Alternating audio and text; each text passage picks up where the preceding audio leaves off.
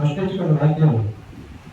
న్యాయాధిపతులు 20 దినములందు దేశంలో కరువు కలగగా యోధా బెత్లెహేము నుండి ఒక మనుష్యుడు తన భార్యను తన 2 కుమారులను వెంటబెట్టుకుని మోయాబు దేశంలో కాపురములకు వెళ్ళాడు.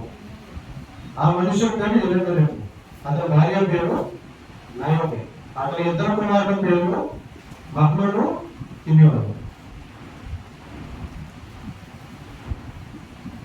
వారు యోధా బెత్లెహేము వారైన ఎఫ్రాతీయులు. వారు మోయాబు దేశంలోకి వెళ్ళి అక్కడ కాపురం ఉండేది. నయోమి నిర్మణ్యాన్ని ఎలీమెలెకు చనిపోయిన తర్వాత ఆమెను ఆమె 2 కుమారులు నిలిచినది. వారు మోయాబు స్త్రీలను పెళ్లి చేసుకున్నది. వారిలో ఒక దాని పేరు వార్పా, రెండవ దాని పేరు రూతు. వారు ఇంచుమించు 10 సంవత్సరాలు అక్కడ నివసించిన తర్వాత మహ్లోను, కిన్యోను ఇద్దరు చనిపోయింది. కాగా ఆ స్త్రీని తాను కనిన 2 కుమారులను తన దేవుడు లేని దానిను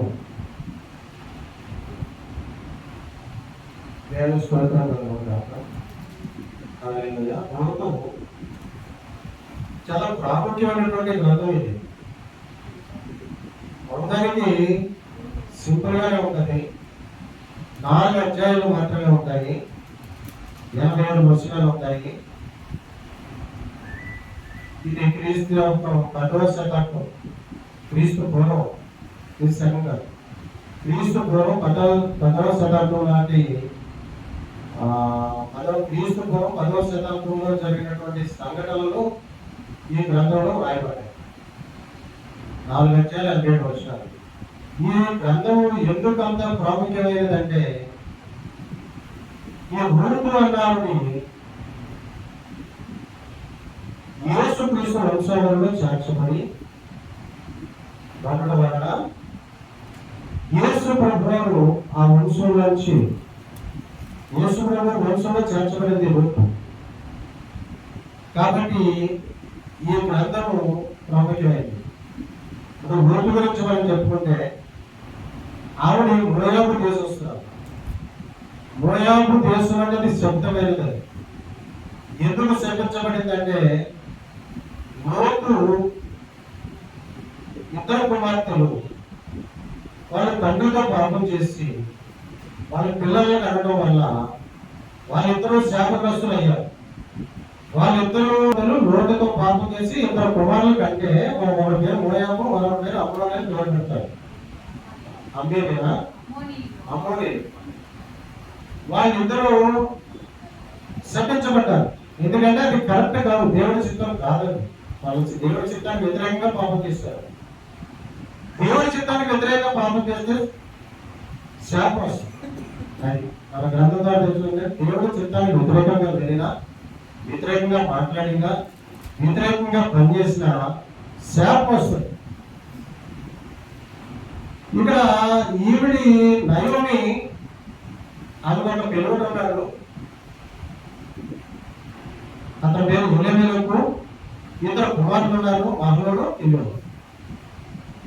ఇది న్యాయాధిపతులు ఏలుచున్న దినములలో వారు బెత్లెహేము గ్రామస్తులు, వాళ్ళు ఎఫ్రాతీయులు. బెత్లెహేము అంటే రొట్టెల ఇల్లు అని అర్థం. అక్కడ సమృద్ధి ఉంటుంది. బెత్లెహేము అంటే రొట్టెల ఇల్లు, అక్కడ సమృద్ధి ఉంటుంది. అది యేసు ప్రభు వారు పుట్టినటువంటి గ్రామం. అది యేసు ప్రభు వారు పుట్టినటువంటి గ్రామం, ఎన్నికలైన గ్రామం. దేవుడు ఎన్నికలైన గ్రామాన్ని ఎన్నుకొని వాటిని గొప్పగా చేసి తన మహిమను కనపరుచుకుంటాడు దేవుడు. దేవుడే అంటే దేవుడిని మనం అర్థం చేసుకుంటే దేవుడు 3 వారిల జీవితాలను చిగురింపజేస్తాడు. ఎన్నికలైన వారిని ఎన్నుకుంటాడు. ఆయన మహిమను కనపరిచి ఆయన ఇతను ఎందుకంత గొప్పవాడు అయ్యాడు అని అంటే, ఇతను యేసు ప్రభు నమ్ముకోవడం వల్ల ఇతను ఎంత గొప్పవాడు అయ్యాడా అనే ఆలోచన ప్రజల్లోకి వచ్చి మరికొంతమంది రక్షణలోకి రావాలనేది దేవుడి చిత్తం. అని నేనే ఉన్నాను. ఒకప్పుడు ఒక అమాయకుడిని, ఒక అమాయకుడిని, ఒక పాపిని ఒక డోర్ బాయ్కి ఉంది, బతకడం చేతకాని సన్యాసిలో ఉండేవాడు. ఒక మాటలో చెప్పాలి అంటే బ్రతకడం చేతకాని సన్యాసి ఇలా ఉండేవాడు. మరి నన్ను ఎందుకు ఎన్నుకున్నాడు దేవుడు? ఎందుకు నిలబెట్టుకున్నాడు దేవుడు? నన్ను ఎన్నుకొని నన్ను పిలిచి మరి నన్ను రక్షణలో నడిపించి రక్షణ భాగ్యం ఇచ్చి ఈ రోజు నిలబెట్టి వాడుకున్నాడంటే దేవుడి కృప. అది కృపతో రక్షించుకున్నాడు, కృప వెంబడి కృపతో కాపాడుతున్నాడు దేవుడు, అంతే. అది దేవుడి యొక్క గొప్పతనం. అది దేవుడు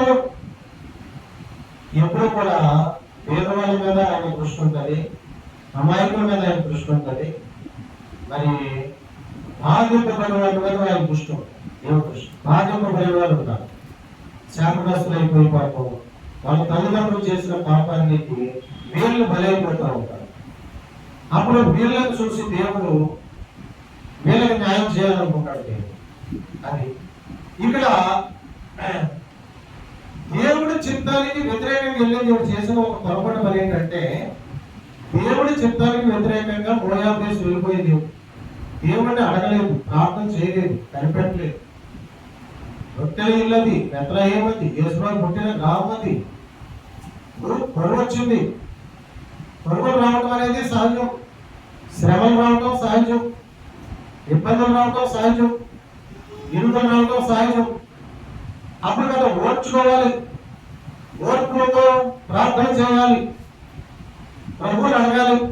ప్రభువా ఈ పరిస్థితి ఎందుకు వచ్చింది నాకు, ఈ పరిస్థితి నాకు ఎందుకు వచ్చింది ప్రభువా, నేను ఏం చేయాలి ప్రభువా అని ప్రభువుని అడిగితే ప్రభువు మాట్లాడు.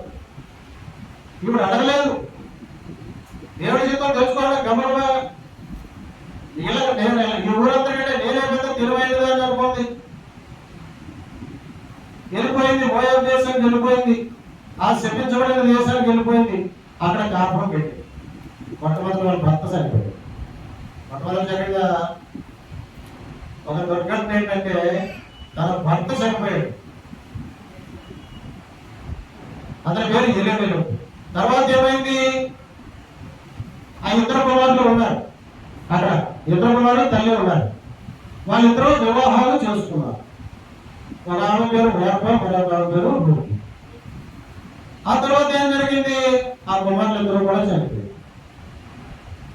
విధానాలు అయిపోయింది, కుమారులను పోగొట్టుకుంది, చివరికి తన ఒంటరి అయిపోయింది.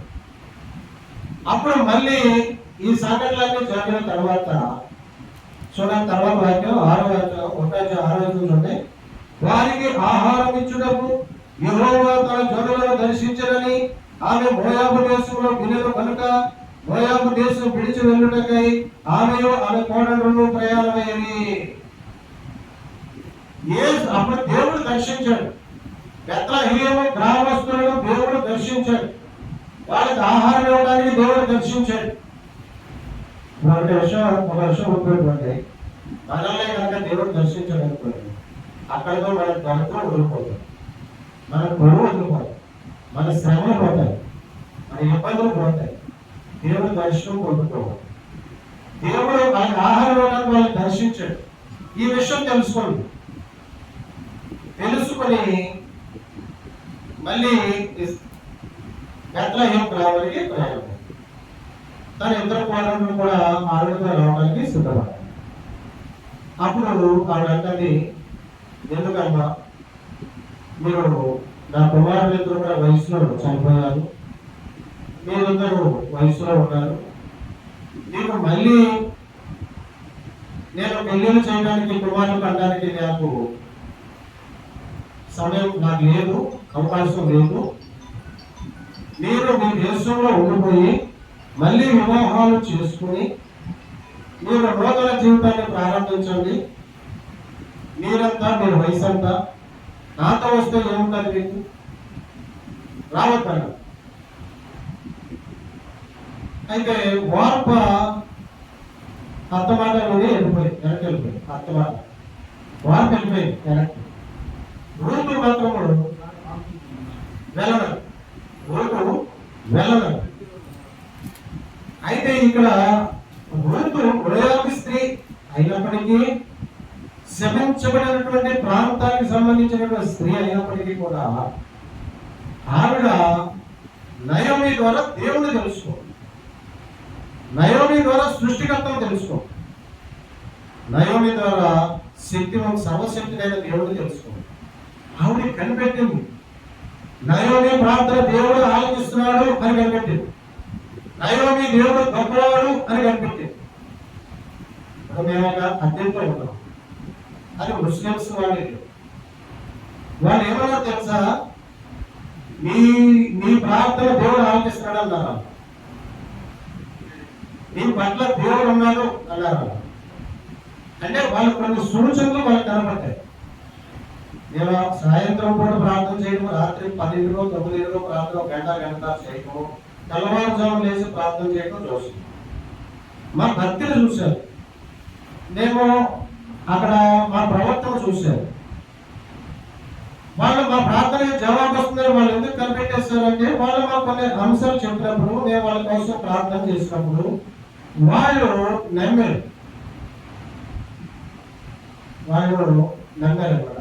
అయితే ఇక్కడ ఊళ్ళు నమ్మింది, ఈ నయోమి దేవుడు గొప్ప దేవుడు, ఈయన సర్వశక్తివంతుడు, ఈయన ఎల్షద్దాయ్ అని నమ్మింది. కాబట్టి చూడండి, అది దేవుడి ప్రణాళిక కావచ్చు, దేవుడు ఒక రకంగా దేవుడి ప్రణాళిక కూడా కావచ్చు. అయితే ఇక్కడ ఊళ్ళు మనం ఒకసారి ఆలోచన చేయండి. ఊళ్ళు, నేను మా అత్త కూడా బెత్లెహేము గ్రామానికి వెళితే నాకు మళ్ళీ వివాహం జరుగుతుందని కానీ, నాకు కుమారులు పుడతారని కానీ, నాకు పుట్టిన కుమారులలోంచి యేసు ప్రభువారు ఈ లోకానికి వస్తారని కానీ ఊరికి తెలియదు సుమా, ఊరికి తెలియదు. అదంతా జరుగుతుంది, నేను మళ్ళీ పెళ్లి చేసుకుంటా, మళ్ళీ పిల్లల కంట నాకు మరి కుమారుడు పుడతాడు, అది యేసుక్రీస్తు వంశంలో అవుతుంది, ఆ వంశంలో యేసు ప్రభువారు వస్తారు, ఇవన్నీ ఆవిడకి తెలియదు. పాపం ఆవిడ నమ్మిందల్లా ఒకటే, నయోమి దేవుడు గొప్ప దేవుడు అని నమ్మింది. ఆవిడ నమ్మి ఈవిడ కూడా పడింది, ఈవిడ రావద్దంటుంది. లేదత్తమ్మ, నీ దేవుడే నా దేవుడు, నీ ప్రజలే నా ప్రజలు, నీ బంధువులే నా బంధువులు, నీవు ఎక్కడుంటే నేను అక్కడే ఉంటా అని అన్నారు. అంటే ఆ గ్రహింపు ఎవరిచ్చాడట, మీకు దేవుడు ఇచ్చాడు. ఆ గ్రహింపు పెళ్లి కోసం, రెండవ పెళ్లి కోసం ఆరాటపడి, సుఖం కోసం ఆరాటపడి, సౌఖ్యం కోసం చూసుకుంటే ఆమెతో గొప్ప స్త్రీ అయ్యేది కాదు, యేసుక్రీస్తు వంశాల్లో వచ్చేది కాదు. ఆవిడ సుఖాన్ని కోరుకోలేదు, సౌఖ్యాన్ని కోరుకోలేదు. ఈ ముసలాముడు కూడా వచ్చేసింది. ముసలాము ఈ రోజుల్లో ముసలాము చూస్తున్నారా, ముసలానికి దూరంగా వెళ్ళిపోతున్నారు, తల్లిదండ్రులు దూరంగా వెళ్ళిపోతున్నారు. మా అక్క, మా బావ, పెద్దమ్మ కొడుకు కూతురు, మా పెద్దమ్మ కూతురు అల్లుడు, 4 కొడుకులు. ఒక ఆయన గారు ఆ పిల్లలు మంచిగా చదివించారు. వాళ్ళకి ఆస్తులు ఉన్నాయి, లేకపోతే దేవుడు ఇచ్చిన ఆస్తులు ఉన్నాయి. వాళ్ళు మంచిగా చదువుకుని ఒక ఆయన టీచర్ అయ్యాడు. ఇంటికి దూరంగా స్టార్టింగ్ లోనే ఇల్లు కట్టేసుకున్నాడు. దూరంగా వెళ్ళిపోయాడు ఆయన, కొంచెం అదే ఊళ్ళో దూరంగా ఇల్లు కట్టుకున్నాడు. పిల్లలు మనవడు అనుకున్నాడు. ఆయన దూరంగా సెటిల్ అయిపోయాడు. ఫస్టే సెటిల్ అయిపోయాడు ఆయన. 2 ఆయన హైదరాబాద్ వచ్చి సెటిల్ అయిపోయాడు. 3 ఆయన దూరంగా వెళ్ళి ఇల్లు కట్టుకున్నాడు. ఆ ఊర్లోనే దూరంగా వెళ్ళిపోయి ఇల్లు కట్టుకున్నాడు. 4 ఆయన కూడా ఇంకా దూరంగా వెళ్ళిపోయి ఇల్లు కట్టేసుకున్నాడు. కర్ణాటక గ్రామం. ఆ ఊళ్ళో కూడా 4 కొడుకులు లేరు నా దగ్గర, వాళ్ళు ఇద్దరే ఉన్నారు. ఎందుకు తప్పించుకున్నారో మీరు చెప్పండి. వాళ్ళు ఎందుకు తప్పించుకున్నారు? ఈ ముసలు చూడాలనే కదా. ఇలా మురుగుతూ ఉంటారు, ముక్కుతూ ఉంటారు, అది అంటారు, ఇది అంటారు అనే కదా. అంటే ఇప్పుడు అదే తల్లిదండ్రులను దగ్గర ఉండి చూస్తే వాళ్ళు ఎంత గొప్ప భాగ్యమో తెలుసా, ఎంత గొప్ప ధన్యతో తెలుసా. ఇక్కడ మనిషి జీవితానికి కొన్ని పరీక్షలు పెట్టి, ఆ పరీక్షల్లో పాస్ అయితే ప్రమోషన్ ఇవ్వడానికి దేవుడు మనల్ని సృష్టించని భూమి మీద. మనిషికి ఎన్నో పరీక్షలు వస్తూ ఉంటాయి. ఆ పరీక్షలో పాస్ అయినోడికి దేవుడు దృష్టిలో పడతాడు. ఇక్కడ పరీక్ష పాస్ అయితే అక్కడ ప్రమోషన్ వస్తారు, ఇక్కడ ఫెయిల్ అయితే అక్కడ ప్రమోషన్ రాదు. వీళ్ళు ఇక్కడ ఫెయిల్ అయ్యారు, 4 కొడుకులు ఫెయిల్ అయ్యారు. ఎందుకని? తల్లిదండ్రులు చూడాలని. ఆడు చూడనప్పుడు నాకేంది, వీడు చూడనప్పుడు నాకేంది. డబ్బులు మరవ ఇప్పుడు ఆ పరిస్థితి ఏంటో తెలుసా మీకు? వాళ్ళిద్దరు వండి పెట్టేవాళ్ళు లేరు, బయట నుంచి తెచ్చుకుంటున్నారు భోజనం. బయట నుంచి పొద్దున్నే లేచి ఓపిక లేకపోయినా 80 సంవత్సరాలు వయసు వచ్చింది మా బాబు, బయటనే వెళ్ళి పాపం టిఫిన్ పట్టుకుంటే ఇద్దరు తింటారు. భోజనం టైం అయితే మళ్ళీ బయటనే తెచ్చుకుంటారు. ఇక ఈ వేళ చేతులనే కట్టడానికి మొదలడానికి ఒక పని మనిషి వస్తుంది, అవి చేసే అలా కాలం వెళ్ళపుచ్చుతున్నారు. అయితే వాళ్ళ పరిస్థితిలో ఫోన్లు చేస్తారు, మాట్లాడుతూ ఉంటారు. ఏదన్నా అలాగే అనారోగ్యం చేసినప్పుడు ఆసుపత్రికి తీసుకెళ్తారు, అంతవరకు కాదు. ఆసుపత్రికి తీసుకెళ్ళి ట్రీట్మెంట్ చేయగలుగుతారు. కానీ దగ్గర ఎవరు లేరు, కొడుకులు లేరు, మామూలు లేరు. నలుగురు కొడుకులు కనుక్కున్నారు, ఏం ప్రయోజనం చెప్పండి? నలుగురు కుమారులు కనుక్కున్నారు, నలుగురు దూరంగా వెళ్ళిపోయారు. మన వాళ్ళు చూసుకుని సంతోషించే భాగ్యం లేదు, కొడుకు కొడలు చూసుకుని సంతోషించే భాగ్యం లేదు. అలా ఉంది ఈరోజు ప్రపంచం. ఇంకా కొంచెం ముందుకెళ్తే ఏమైనా చంపేస్తున్నారు ఆస్తుల కోసం.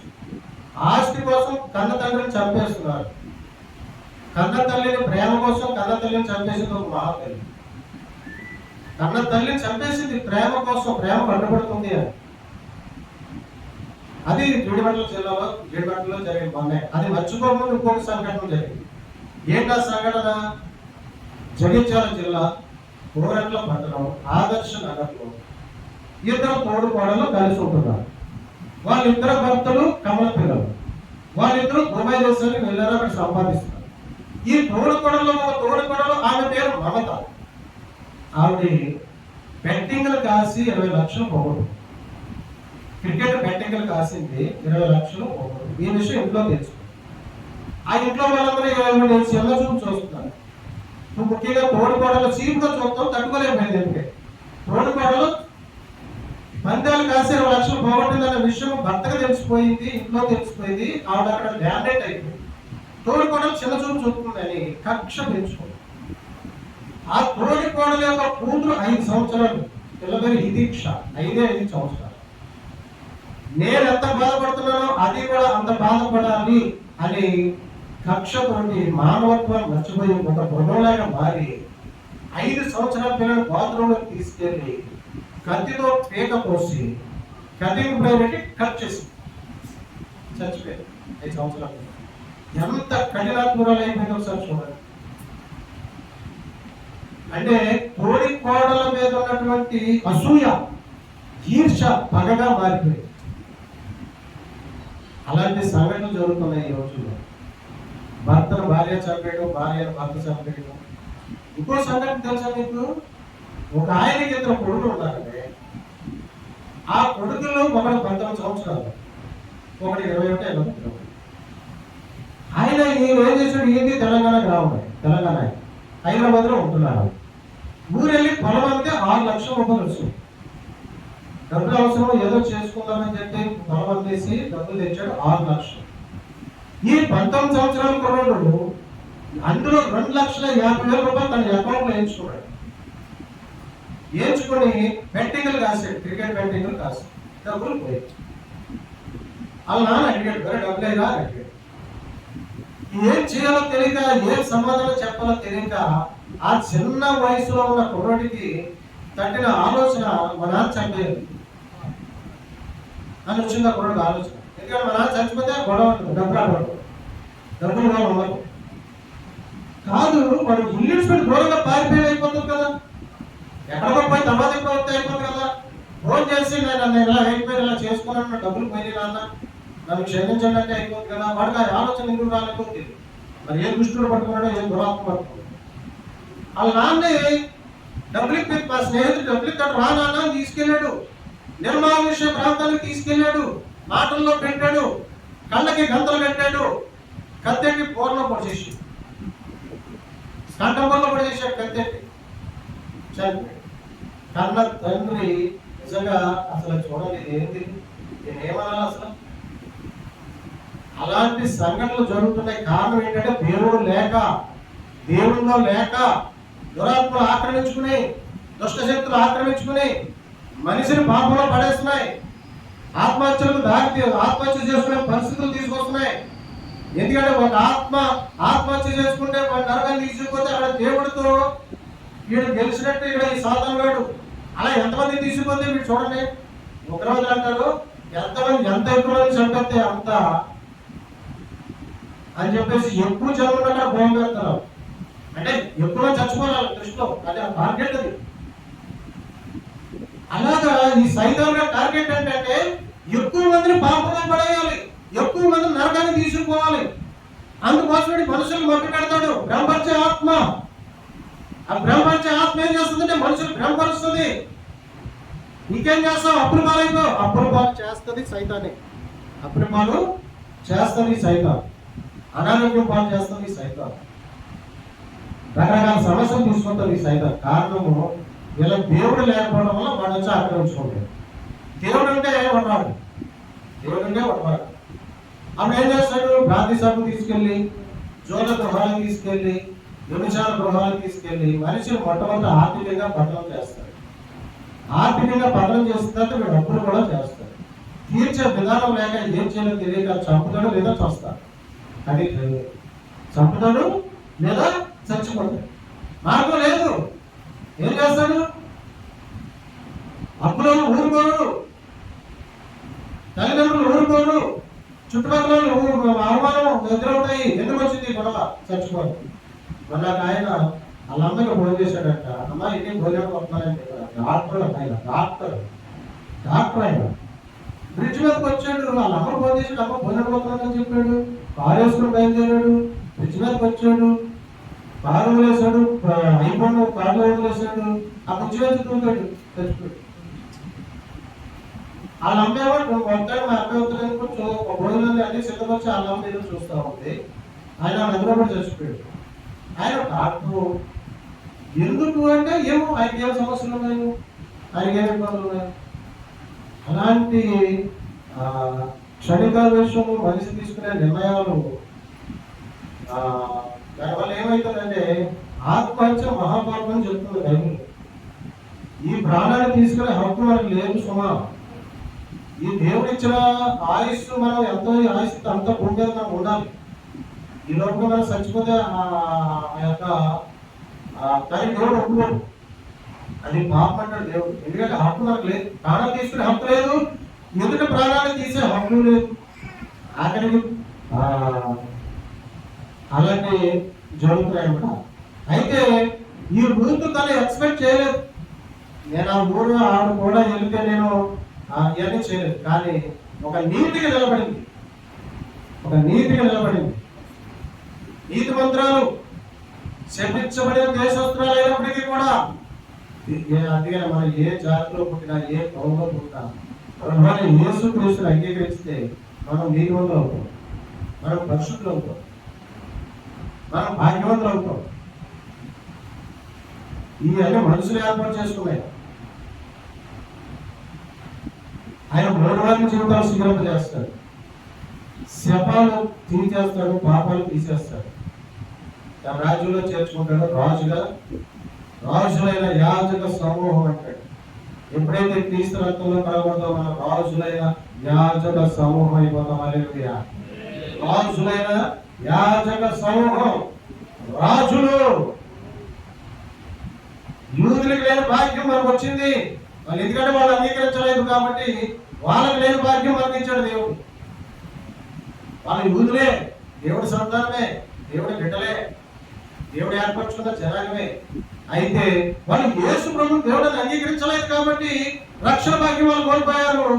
దేవుడు మనకిచ్చాడు. దేవుడి స్తోత్రాలు. కాబట్టి యూదుల కంటే గొప్పవాడు ఎవడంటే యేసు ప్రభుని అంగీకరించుకోవాలి. యూదులు చచ్చిపోతే వాళ్ళు పరలోకానికి వెళ్తాడని గ్యారంటీ లేదు. ఎందుకంటే యేసు ప్రభుని అంగీకరించలేదు కాబట్టి. యేసు ప్రభుని అంగీకరించడం మాత్రమే పరలోకం. అది బైబిల్ ఖచ్చితంగా చెప్పింది. ఈ రూతు అత్త కూడా వచ్చేసింది. వచ్చేసిన తర్వాత ఏం చేసింది? ఈవిడ పేద విధవరాలు, ఒక విధవరాలు, పేద విధవరాలు. భోజనం పట్టుకోవడానికి కూడా వాళ్ళు ఏమీ లేదు. ఊరొచ్చారు, సంప్రదాయం పట్టుకొచ్చారంటే వాళ్ళు వెండి బంగారం తీసుకొచ్చారు. వాళ్ళు వెండి బంగారం లేదు, రాలేదు. వాళ్ళు కూడా మనుషులు మాత్రం వచ్చారు. నిరాశ్రయులుగా వచ్చారు, అభాగ్యులుగా వచ్చారు. భర్తని ఇద్దరు పిల్లల్ని పోగొట్టుకుంది. ఈ నయోమి ఎప్పుడైతే ఊళ్ళో అడిపెట్టారు చుట్టుపక్కల అందరూ వచ్చి నయోమి నయోమి నయోమి అని అన్నప్పుడు నన్ను నయోమి అవ్వదు. నయోమి అంటే మధువు అని అర్థం. నన్ను నయోమి అవ్వదు. నన్ను మారంటే చేదు. నేను నష్టపోయాను, నేను కోల్పోయాను. నా భార్య బిడ్డలు నా భర్త బిడ్డలు కోల్పోయాను. నా భర్తను నా ఇద్దరు బిడ్డలు కోల్పోయాను. సర్వస్వం కోల్పోయాను. నేను ఇప్పుడు నన్ను నయోమి అనొద్దు. నేనేం సాధించాలని నన్ను నయోమి అంటారు. నేనేం సంపాదించాలని నయోమి అంటున్నారు. సరే ఊళ్ళో వచ్చాడు, తినడానికి కూడా భోజనం లేని పరిస్థితి. ఈ రూతు వెన్నెలు లేకుండా అక్కడ భోజోజు అని ఒక రైతు ఉన్నాడు. ఆయన 100 ఎకరాల ఆసామి, గొప్ప ధనవంతుడు. వాళ్ళు వీళ్ళకి బంధువులు అవుతారు. ఎవరికి? ఈ రూతుకి వాళ్ళ బంధువులు అవుతారు. అయితే ఈ బోయజు తెలుసుకున్నాడు ఈ రూతు గురించి. ఆమె నీతి మంత్రాలను తెలుసుకున్నాడు. ఆవిడ గొప్ప దేవుడు తెలుసుకున్నాడు. అత్త కోసం మరో పెళ్లి చేసుకోకుండా అత్త కోసం వచ్చేసిందని తెలుసుకున్నాడు. మరో వయసులో ఉన్నప్పుడు భర్త చనిపోతే కొన్ని వారాల గడవ ముందే రెండో పెళ్లి చేసేస్తారు తల్లిదండ్రులు. ఎందుకంటే నా బిడ్డ జీవితం ఇలాగే వదిలేయాలి. మా ఊళ్ళో అయితే అసలు విధవరాలు కూడా చేయకుండా తీసుకున్నాడు. మా ఊళ్ళో అయితే భార్య మాత్రం ఉండేది. వాడు ఏదో శాపం తెలుసుకున్నాడు. ఆ శాపం పడితే వాడు చచ్చిపోయాడు. పిల్లలు పుట్టగానే చచ్చిపోయాడు. గుర్తుపెట్టమని మనిషి చేసుకున్న పనుల వల్ల ఏదైనా శాపం వచ్చిందంటే వాళ్ళకి ఇంకేమి ఇవ్వడం దేవుడు స్టాప్ చేసేస్తాడు. పిల్లలు ఇవ్వడం, భాగ్యం ఇవ్వడం, ఏం ఇవ్వడేగా అక్కడితో బంద్ చేస్తాడు. దాన్ని కొన్నాళ్ళు అలా ఉంచుతాడు. ఆ తర్వాత అట్లా వాడు ఏం చేశాడు? వాడు సొంత చెల్లెల్ని చచ్చిపోవడానికి కారకుడయ్యాడు. ఆ వ్యక్తి సొంత చెల్లెలు చనిపోవడానికి కారకుడయ్యాడు. దేవుడి దృష్టిలో శాపగ్రస్తుడు అయిపోయాడు. దేవుడు అని బిడ్డలు ఇవ్వడం మానేశాడు. గర్భఫలం పొందుకోవడానికి చచ్చిపోయాడు. అప్పుడు ఏం చేశారు వీళ్ళు? వాళ్ళ పిల్ల తల్లిదండ్రులు వచ్చి, నా కూతురు వయసులో ఉంది, ఏమి అచ్చడా తీరింది, ఒక పిల్లలు కూడా పుట్టలేదు వాళ్ళకి, నా కూతురు నేను ఎందుకు విధవరాలు చేయాలి? నేను చెయ్యను అని వాళ్ళు తీసుకుపోయారు. కాబట్టి తీసుకుపోయి ఒక పెళ్లి చేసేసారు. అలాంటి పరిస్థితులు ఇప్పుడు కూడా జరుగుతున్నాయి. భర్తే కారణం చేత సరిపోతే కొంతమంది నీతిమంతులు అలా ఉండిపోతున్నారు. కొంతమంది మీరు ఆయన జ్ఞాపకాలతో అలా ఉండిపోతారు, జీవితాంతం ఉండిపోతారు. కొంతమంది మరొక పెళ్లి చేసుకుంటారు. ఇలాంటివి జరుగుతుంది. అయితే ఇక్కడ నీతిమంతురాలైనటువంటి రూతు గొప్ప దేవుడు తెలుసుకుని ఇలాగా మా గ్రామం వచ్చిందన్న విషయం ఈ బోయాజు తెలుసుకుని ఆయన ధనవంతుడు, ఈవిడ పేద విధవరాలు, ఆమెను చేరదీశాడు. అరే ఆమె పనులు సాధారణంగా పనకడుతూ ఉంటే వెంటనే నేర్కొనరు. కొంతమంది అయితే పన కట్టేసిన తర్వాత కూడా ఎవరిని ఆ చేలో దిగనెవరు అనుకోరు. అంతటి మహానుభావులు కూడా ఉంటారు. ఈయన పన కడుతున్నప్పుడే ఆవిడ వచ్చి ఎన్నెలు ఏర్పనివ్వండి, అమ్మా నువ్వు ఎన్నెలు ఏర్పో, ఆవిడ కోసం ఒక పనులు పెట్టేయండి రా అని ఆ పనులకి చెప్పారు. అమ్మా నీకు దాహమే తగ్గ మనిషి కాదు, ఇదిగో నీకు ఆకలేస్తే మా దగ్గర వచ్చి భోజనం చేయి అని ఆయన ఆమె ఆదరించి ఆమె ఈయనకు బంధువు అవుతాడన్నమాట. అట్లా మొత్తం మీద ఎట్లాగైతే ఆ బోయజు దగ్గరికి ఈ నయోమి ఎంతకి ఎన్నులు ఏర్పడి వెళ్ళిన తర్వాత ఆమె తనకి జరిగిందంతా భర్తగా చెప్పినప్పుడు ఆయన ఎవరో కాదమ్మా, మన చుట్టమే, మన బంధువే ఆయన, నువ్వు ఒక పని చేయి, ఈ రాత్రి ఆయన కళ్ళంలో పడుకుని ఉంటాడు, నువ్వు వెళ్ళి ఆయన పాదాల దగ్గర పడుకో, నేను కనికరిస్తే నీకు ఒక మార్గం చూపిస్తాడు. ఎందుకంటే ఆయన ధనవంతుడు, ఆయన 100 ఎకరాల ఆస్తి, నిన్ను కనికరిస్తే నీకు ఏదో సాయం చేస్తాడు అని చెప్పి కోడల్ని పంపింది. ఈవిడ వెళ్ళి ఆయన పాదాల దగ్గర దుప్పటి తీసి పడుకుంది. ఆయన మధ్యరాత్రిగా లేచి చూశాడు. అయ్యో ఏంటమ్మా ఇది, ఎవరైనా చూస్తే ఏమనుకుంటారు, అపార్థం చేసుకుంటారమ్మా, నువ్వు ఇలా రావద్దు అని చెప్పి తనకి కొంత ధాన్యం ఇచ్చి తెల్లవారకుండానే ఇంటికి తిరిగి పంపించేస్తాడు.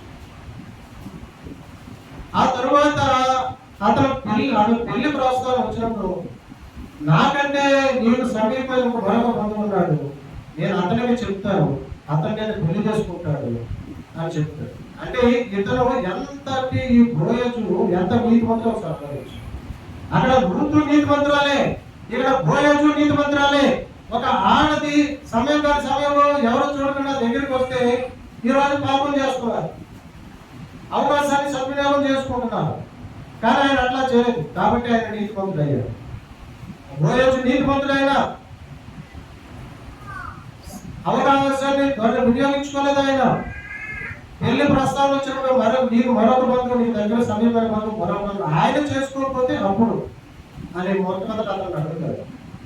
అతను నేను చేసుకోనంటే అప్పుడు ఈయన ఆ రూతుని వివాహం చేసుకుంటాడు. 100 ఎకరాల ఆసామి పేద విధవరాలు పెళ్లి చేసుకుంటాడు. అది ఆయన ఔన్నత్యం, ఆయన గొప్పతనం. ఈ బోయజు యేసు ప్రభు వారికి సాదృశ్యం. అంటే ఇతను రూతుని పెళ్లి చేసుకుని రూతుకి ఆత్మ బంధువు అయ్యాడు. రూతుని పెళ్లి చేసుకుని రూతుకి ఆత్మ బంధువు అయ్యాడు. అలాగే యేసు ప్రభు వారు కూడా ఈ బోయజుకి సాదృశ్యంగా ఉండి మనల్ని పెళ్లి చేసుకుని మనకే ఆత్మ బంధువు అయ్యాడు. ఆయన మనల్ని వివాహం చేసుకున్నాడు. యేసు ప్రభు ఎలా వివాహం చేసుకున్నాడు? ఆయన రక్తమనే వెలపెట్టి కొనుక్కుని ఆయన సొంతగా చేసుకుని మనల్ని వివాహం చేసుకున్నాడు, మనకి ఆత్మ బంధువు అయ్యాడు. ఇప్పుడు మనకి ఆత్మ బంధువు ఎవరు? యేసు ప్రభు వారు. మనకి బోయజుని చేర తీసిన రూతు వలె, రూతుని చేర తీసిన బోయజు వలె మనల్ని యేసు ప్రభు వారు చేర తీశారు, మన పాపాలు క్షమించారు, ఆయన రక్తంలో కడిగారు, పరిశుద్ధపరిచారు. ఆయన వంశావళిలో ఆయన రాజ్యంలో మనం చేర్చుకున్నారు, రక్తమని బలపెట్టి కొనుక్కున్నారు, మన సొత్తు ఆయన సొత్తుగా చేసుకున్నారు. సంచుకులుగా ఆయన ఆత్మను మనకి ఇచ్చారు, ఆ ఆత్మ మనల్ని నడిపిస్తుంది. సంచుకులుగా దేవుని ఆత్మను మనకి ఇచ్చాడు దేవుడు. ఎవరైతే యేసు ప్రభువును అంగీకరిస్తారో వాళ్ళకి సంచుకులుగా దేవుడు తన ఆత్మను ఇస్తాడు, ఆ ఆత్మ మనల్ని నడిపిస్తారు. అప్పుడు వాళ్ళు పాపం చేయకుండా ఉండగలుగుతారు, వాళ్ళు పరిశుద్ధంగా ఉండగలుగుతారు, వాళ్ళు ప్రార్థన చేస్తారు, వాళ్ళు పరిశుద్ధ గ్రంథం చదువుతారు, వాళ్ళు దీవించబడతారు, వాళ్ళు తరతరాలు దీవించబడతారు, వాళ్ళు యుగాలు దీవించబడతారు. ఆయన నీతి వారి పిల్లలకి పిల్లలకి నిలబడుతుంది. దేవుని నీతి 103వ కీర్తన 18వ వచనం చదవండి సార్. 103వ కీర్తన 18వ వచనం. ఆయన కృప యుగములో నిలుచును, ఆయన నీతి వారి పిల్లలకు తరతరములకు నిలుచును. దేవుని స్తోత్రం. దేవుడిని అంగీకరిస్తే ఆయన కృప యుగములో ఉంటుంది, ఆయన నీతి మన పిల్లల తరతరాలకు నిలుస్తుంది. ఆయన నీతి ఎంత గొప్ప భాగ్యం ఒకసారి ఆలోచించి, మనం నమ్ముకున్న మనకి ఎంత గొప్ప భాగ్యము, ఎంత గొప్ప ధన్యత గౌరవించాలి ఒకసారి ఆలోచించి. అందుకనే మూర్ఖులాగా మూర్ఖులాగా నిజమైన దేవుని తెలుసుకోవాలి, మూర్ఖులాగా నీతిమంతులుగా ఉన్నారు. బోయజు వలె ఆదర్శప్రాయుడుగా ఉన్నారు. బోయజు ఆదర్శప్రాయుడయ్యాడు. బోయజు ఔన్నత్యం చూపించాడు, ఔదార్యం చూపించాడు, ఆమె పట్ల జాలిపడ్డాడు. అందుకనే ఒక బోయజు వలె అప్పుడు ఏమైంది? ఆ రకంగా ఆవిడ బోయజు పెళ్లి చేసుకుంటే బోయజు బోబేలు అన్నాడు, బోబేలు యెషయని కన్నాడు, యెషయి రాజైన దావీదును కన్నాడు, దావీదు యోధాను అతని అన్నదమ్ములను అన్నాడు. ఇప్పుడు యోధా గోత్రపు సింహముగా యేసు ప్రభువారు ఈ లోకానికి వచ్చాడు. అది ఆ రకంగా యేసు క్రీస్తు వంశంలోకి రూతు చేర్చబడి దేవుని స్తోత్రం కలుగుతారు. అందుకని ఈ రూతు గ్రంథం ప్రాముఖ్యమైన గ్రంథం. ఒక కోడలు అత్త పట్ల ఎలా ఉండాలో అలా రూతు ఉంది. ఈ రోజు కోడలు అత్తలతో సరైన కాపురం కూడా సైక్యంగా లేదు. ఒకప్పుడు కోడలు అత్తగా చేసేది, అత్త ఏలుబడి చేసేది, అత్త చెప్పినట్టు కోడలు వినవలసి వచ్చేది. ఇప్పుడు పరిస్థితులు తిరగబడ్డాయి. ఇప్పుడు అత్త చెప్పినట్టు కోడలు వినట్లా. ఇప్పుడు అత్తని కోడలు ఏలుతుంది, అత్తని కోడలు ఏలుతుంది. కోడలు చెప్పినట్టు అత్త ఏలాల్సిన పరిస్థితి వచ్చింది. కానీ కొంతమంది పాపం అత్త కోడలు స్నేహితులకు ఆదర్శప్రాయంగా ఉంటుంది. అలా ఉండాలంటే ఈ అత్త కూడా ఏం చేయాలి? నేను అత్తనే నా కొడుకు అని చెప్పి నాది అని చెప్పి ఒక అహంకారం చూపించకుండా స్నేహభావంతో ఉన్నప్పుడు కోడలు కూడా తనలాగే ఉంటుంది. ఎప్పుడైతే ఇవి టార్చర్ పెడతాదో మరి కోడలు కూడా ఏమైందంటే విలన్ అయిపోతుంది. హీరోయిన్ కాదా విలన్ అయిపోతుంది. హీరోయిన్ లాగే ఉండాలంటే ఏం చేయాలి? అత్త మంచిగా ఉండాలి. అత్త మంచిగా లేకపోతే విలన్ అయిపోతుంది. అక్కడి నుంచి రకరకాల సమస్యలు వస్తాయి, రకరకాల ఇబ్బందులు వస్తాయి. కాబట్టి అత్తలే కూడా తగ్గించుకునే పరిస్థితి వచ్చినప్పుడు కాబట్టి అత్తలే తగ్గించుకోవాలి. నేను మాటలు దేవుడు దీవించుకున్నాను.